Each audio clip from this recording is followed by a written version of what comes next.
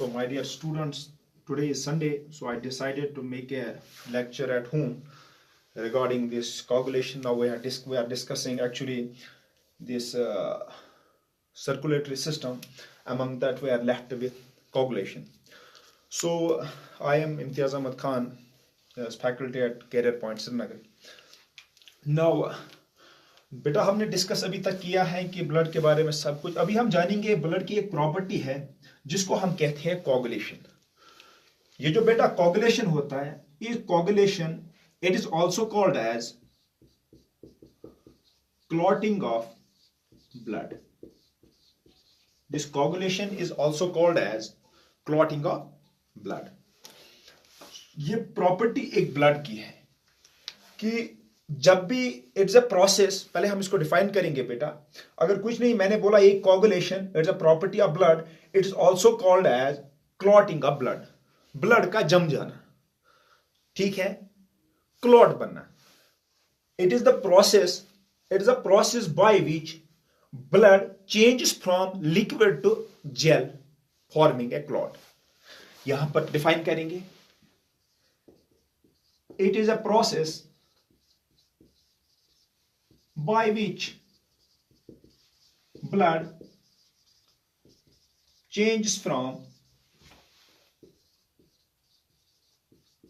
liquid to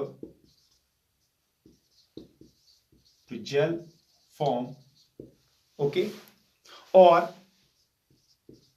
semi solid mass forming a clot. तो अभी तक मैंने क्या कहा, जो कोगुलेशन है that's the property of the blood. It is also called as clotting of blood.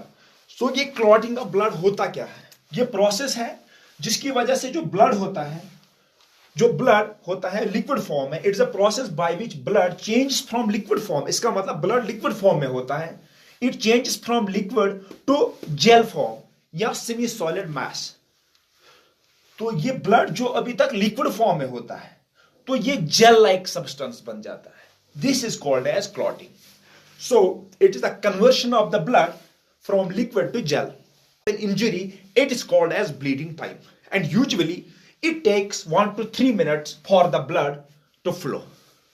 Usually 1 से 3 मिनट तक ब्लड फ्लो कर जाता है अगर हमें कहीं पे भी जख्म लग जाता है. यहां तक ठीक है.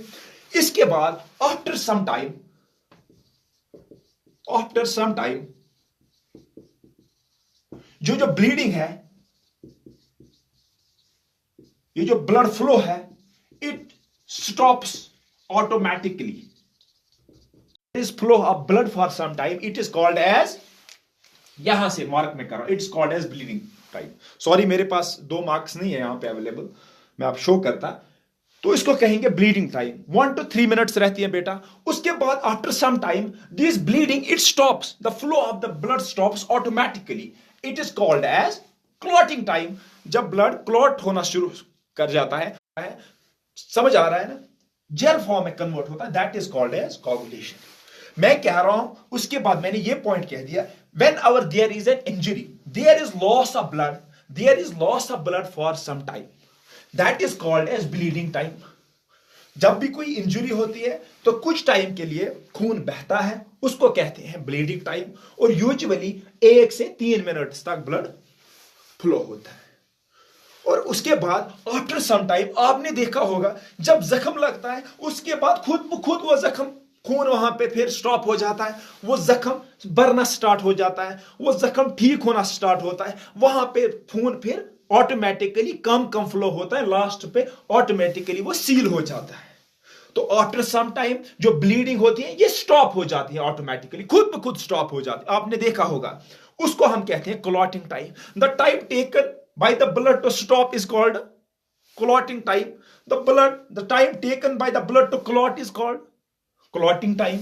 तो बेटा जितना टाइम ब्लड लेगा स्टॉप करने में, उसको रोकने में, खून को पहले बह रहा था, ब्लीड हो रहा था, उसके बाद स्टॉप हो गया, उसको हम कहेंगे क्लॉटिंग टाइम.